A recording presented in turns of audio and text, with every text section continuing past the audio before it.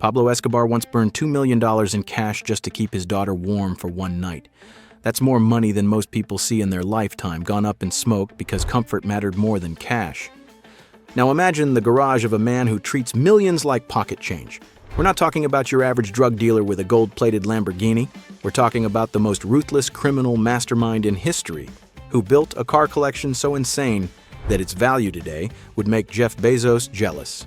Today we're counting down Pablo Escobar's 10 most expensive cars, each one more outrageous than the last. From American muscle that could outrun helicopters to Italian exotics worth more than small countries, these machines tell the story of unlimited wealth meets unlimited power. And stick around for number one, because it's a car so rare that only 3 people on Earth have ever owned one, and its current value will absolutely blow your mind. Let's dive in. Number 10, the 1970 Plymouth Hemi Cuda convertible, the 4.8 million muscle monster. We're starting with pure American brutality. This isn't just any muscle car. This is one of only 14 Hemi Cuda convertibles ever built, and Pablo's was the only one painted in that legendary plum-crazy purple.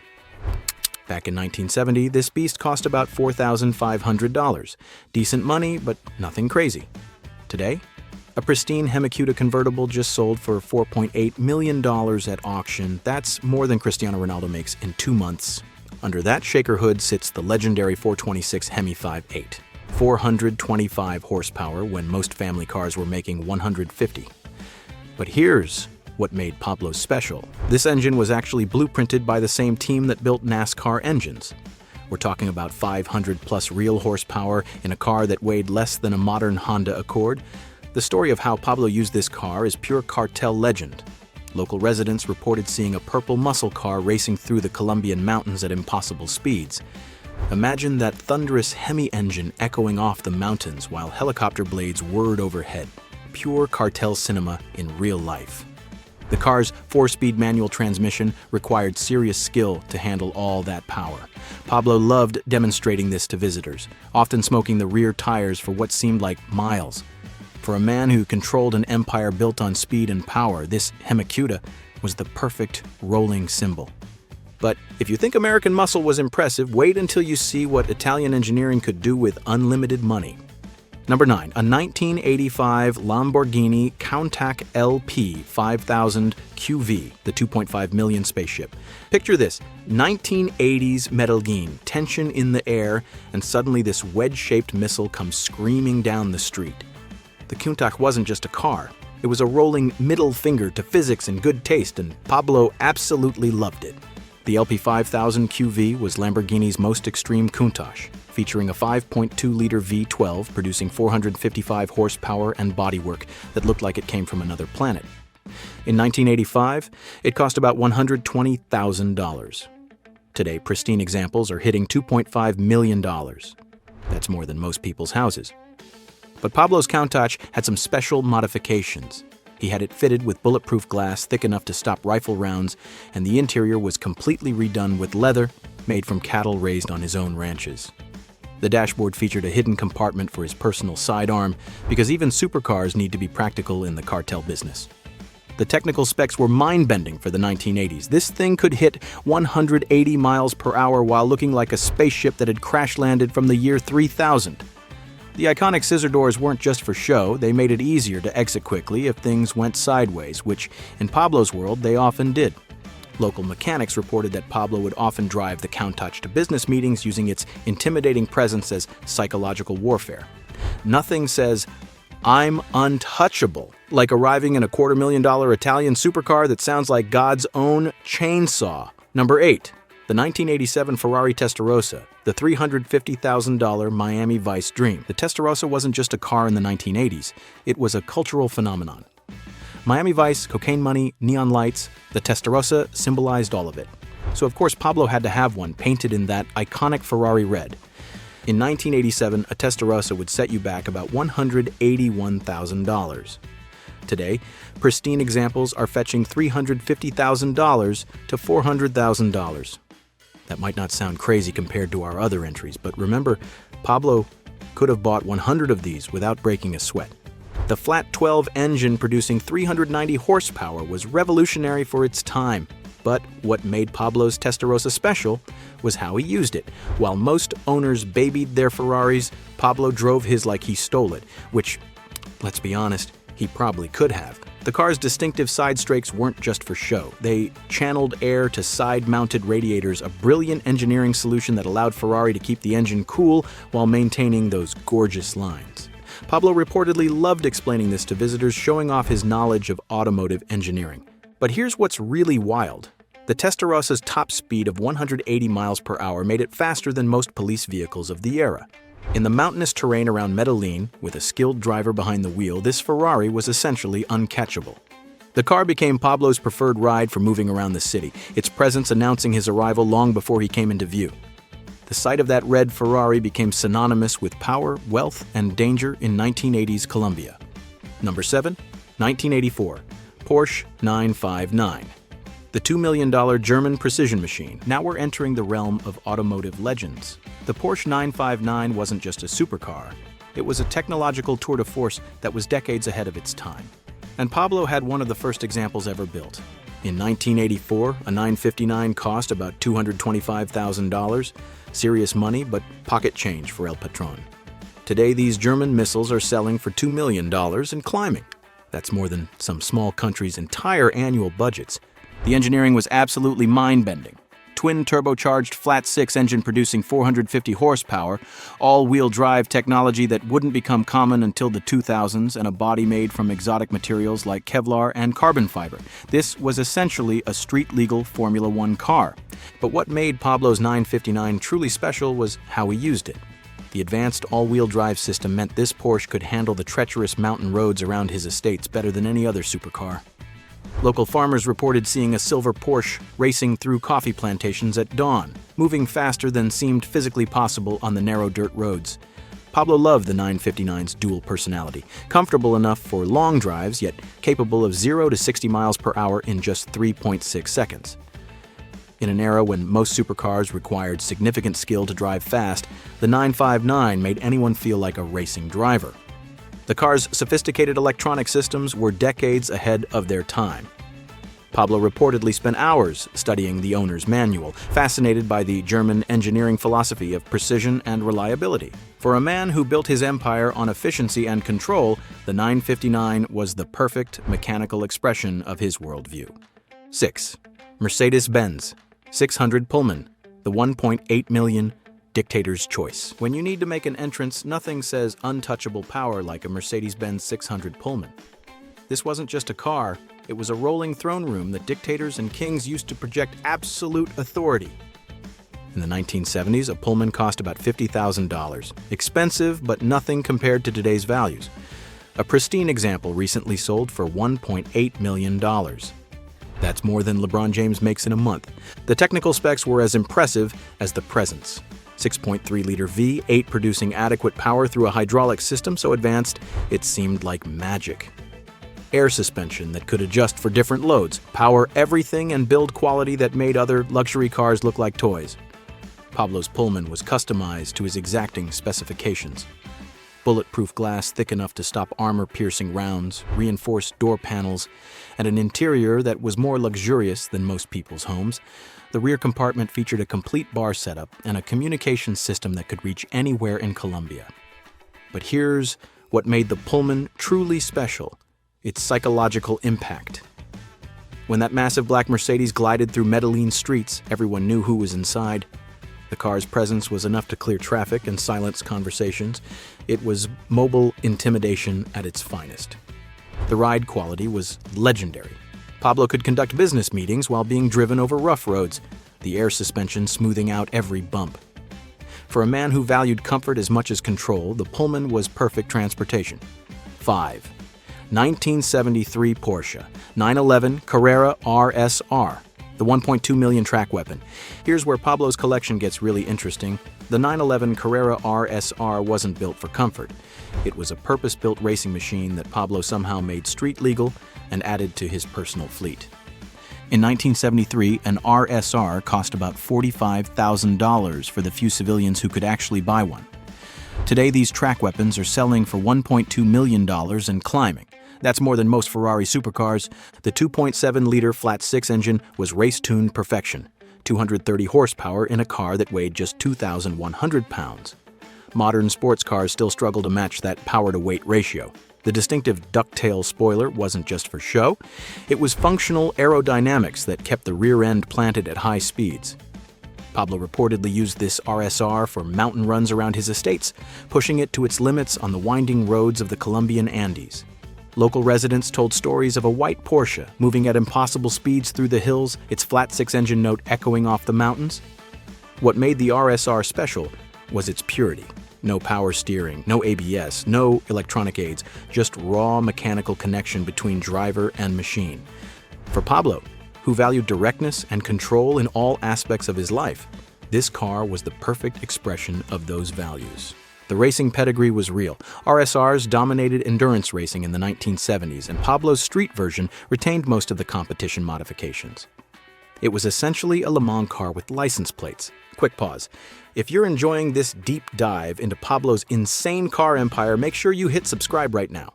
We've got even crazier crime and luxury stories coming, and you won't want to miss them. Now back to the countdown. 4. 1975 Ferrari 308 GTB, the $400,000 Italian masterpiece. The Ferrari 308 GTB represented everything Pablo loved about Italian engineering. Beautiful, fast, and completely impractical for anything except looking amazing and going very fast. This was Ferrari at its most pure. In 1975, a 308 GTB cost about $25,000. Serious money, but nothing compared to today's values. Clean examples are now selling for $400,000 plus. That's more than most people's retirement savings. The 2.9-liter V8, producing 255 horsepower, might not sound impressive today, but in a car weighing just 2,400 pounds, it was enough for 0 to 60 miles per hour in less than 6 seconds, 6.5 seconds, and a top speed of 159 miles per hour. More importantly, it sounded like automotive opera when pushed to its 7,700 RPM redline. Pablo's 308 was one of the rare early carbureted models before emissions regulations strangled the engine's output. The 4-Weber carburetors required constant tuning, but they provided throttle response that fuel injection couldn't match until decades later. What made this Ferrari special in Pablo's collection was its pure driving experience. While his other cars were about making statements, the 308 was about the joy of driving. Pablo reportedly took long solo drives in this car, using the time to think and plan while enjoying the mechanical symphony of Italian engineering. The build quality was typical Ferrari. Gorgeous when it worked, temperamental when it didn't. Pablo employed a full-time Ferrari mechanic just to keep his Italian cars running, viewing the maintenance requirements as part of their charm. 3. 1969 Lamborghini Miura P400S, the $2.8 million supercar pioneer. Now we're getting into the really exotic stuff. The Lamborghini Miura wasn't just a car, it was the birth of the modern supercar. Mid-mounted V12, gorgeous Italian styling, and performance that embarrassed established brands like Ferrari. Pablo's Miura P400S was one of the improved models, featuring 370 horsepower from its 4.0-liter V12 and updated suspension that made it actually drivable at high speeds. In 1969, it cost about $20,000. Today, pristine P400S models are selling for $2.8 million. That's more than Lionel Messi makes in 6 weeks. The engineering was revolutionary for its time. Lamborghini took the engine from their 400 GT and turned it sideways, creating the template that every supercar since has followed. The result was a car that looked like it was moving, even when standing still. Pablo reportedly loved taking the Miura on night drives through the mountains, using the empty roads to explore its 175 miles per hour top speed. The experience of driving a Miura flat-out was unlike anything else, pure Italian passion wrapped in technological innovation. What made the Miura special was its dramatic presence. Those distinctive eyelash headlights, the impossibly low stance, and the way the V12 engine sang at high RPM made it automotive theater. For Pablo, who understood the power of image and intimidation, the Miura was perfect. The car's rarity added to its appeal. Lamborghini only built about 750 Miuras total, making each one a genuine exotic. Pablo's P400S was one of the most desirable variants, with improved reliability and performance over earlier models. 2. 1971 Ferrari 365 GTB/4 Daytona, The $1.5 million Grand Tourer. The Ferrari Daytona represented the end of an era, the last of the great front-engined V12 Ferraris before mid-mounted engines took over. Pablo's was reportedly one of the rare competition spec models with lightweight body panels and racing modifications. In 1971, a Daytona cost about $19,000, expensive for the time, but nothing compared to today's market. Competition Daytonas are now selling for $1.5 million and climbing. That's more than most people's houses. The 4.4-liter V12, producing 352 horsepower, was a masterpiece of Italian engineering. Unlike the high-strung racing engines in some supercars, the Daytona's V12 was designed for long-distance grand touring. It could cruise at 150 miles per hour all day without breaking a sweat. Pablo's competition spec Daytona featured aluminum body panels instead of steel racing bucket seats and a stripped interior that saved hundreds of pounds. The result was a car that could hit 174 miles per hour and accelerate from 0 to 60 in just 5.4 seconds. Supercar performance in a grand touring package. What made the Daytona special was its dual personality. In normal driving, it was comfortable and refined enough for long journeys, but when pushed, it transformed into a fire-breathing racing machine that could embarrass purpose-built sports cars. The styling was pure Italian elegance, long hood, short deck, and proportions that looked fast even at rest.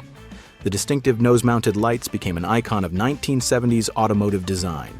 And number 1, the 1955 Mercedes-Benz 300 SLR Ulen O Coupe, the $142 million holy grail, and here it is, folks, the crown jewel that makes everything else look affordable. The Mercedes-Benz 300 SLR Uhlenhaut Coupe isn't just the most expensive car in Pablo's collection. One recently sold for $142 million, making it the most expensive car ever sold at auction. Only 2 were ever built. Think about that for a second. There are more astronauts who have walked on the moon than people who have owned this car. The engineering was absolutely mind-bending for 1955. This wasn't just a road car. It was essentially a street-legal Formula One car. The 3.0-liter straight-8 engine produced 310 horsepower when most cars were making 100. It could hit 180 miles per hour in an era when most highways had 55 miles per hour speed limits. Named after Mercedes chief engineer Rudolf Uhlenhaut, who used it as his personal company car, this was the ultimate expression of German engineering prowess. Imagine commuting to work in a car worth more than some countries' GDP. But here's what makes this story incredible. Pablo allegedly acquired his through a connection with a corrupt Mercedes executive in the early 1980s. While the automotive world thought only 2 existed, in Mercedes' museum, Pablo was reportedly driving a 3rd example through the Colombian mountains.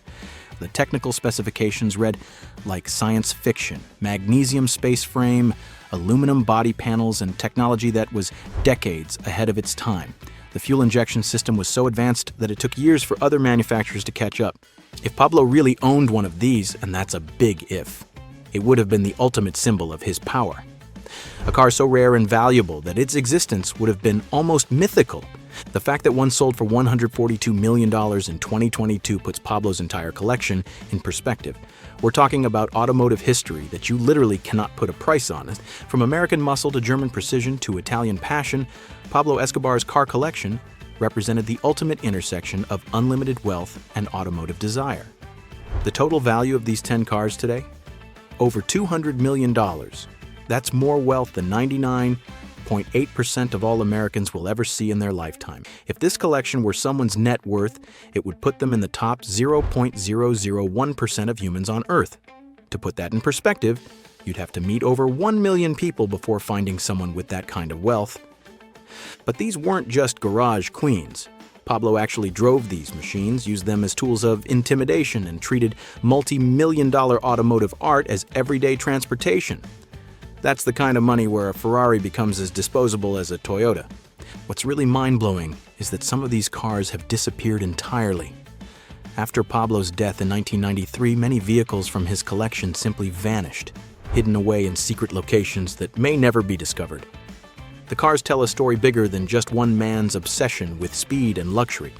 They represent an era when unlimited drug money could buy literally anything, including pieces of automotive history that belonged in museums, not private garages. Today, these same cars sell at auction for prices that would make billionaires think twice. A single car from Pablo's collection could fund a small country's education budget for a year.